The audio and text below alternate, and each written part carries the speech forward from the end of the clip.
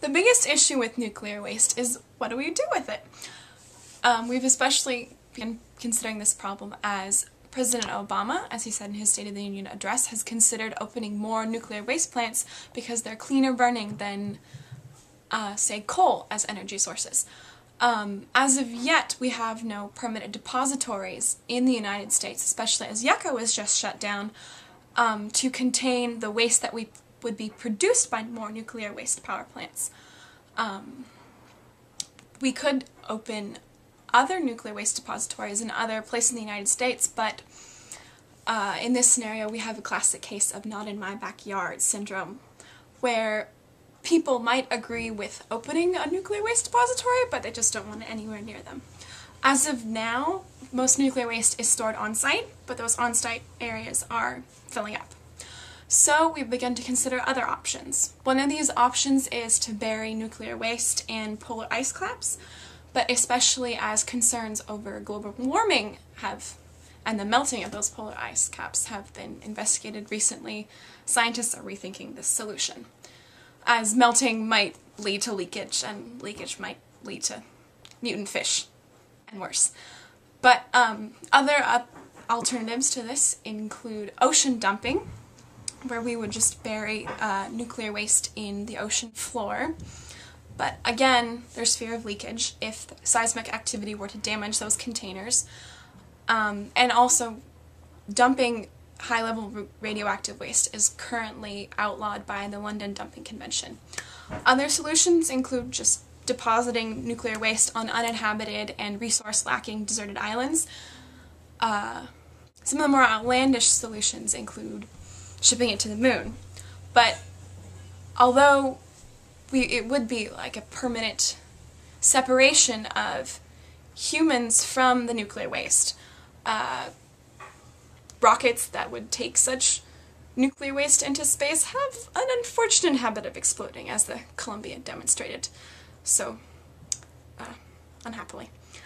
Another option is to send it to poor Kazakhstan, which was the site of a lot of USSR nuclear testing, so they're left with a lot of improperly disposed nuclear fallout and other things from nuclear explosions. And so to generate money to properly dispose of their waste, because right now they just don't have that, they've considered importing waste and using the profits from imports to not only dispose of the imported waste, but to dispose of their own waste properly.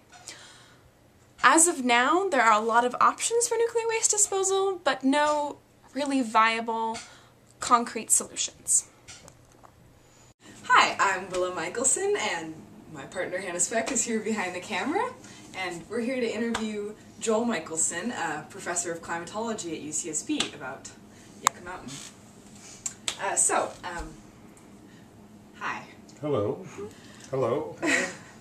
Hello. What was the original intent of the Yucca Mountain project? Well, it was going to be the one place where high-level radioactive waste was stored from all over the United States, from power plants and also, I think, from nuclear bombs. And why was this specific site chosen? Well, because it's remote, but also because it's in a very dry area. One of the driest areas in the United States, and so there was very little danger that water would intrude into the tunnels. Well, then why was the project stalled for so long?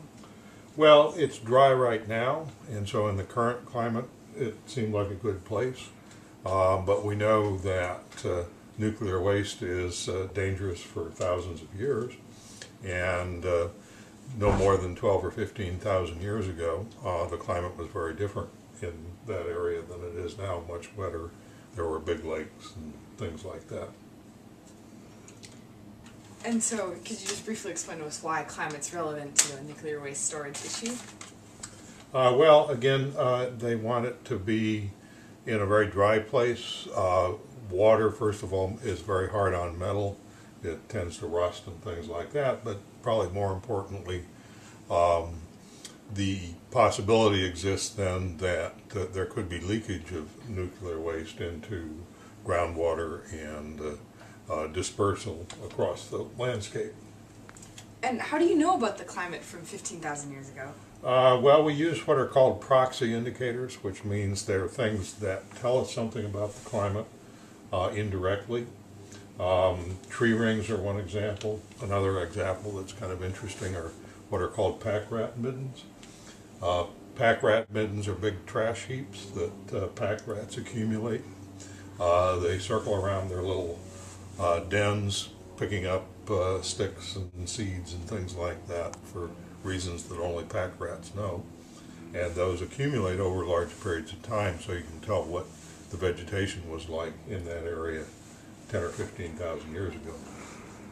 So, specifically Yucca Mountain, were there any qualms regarding groundwater and the possibility of intrusion there? Well, it's in an area where there's a very large, deep aquifer that's sort of connected across much of the Great Basin area, which is where Yucca Mountain is, and extends on down to Las Vegas. Las Vegas gets some of their drinking water from it.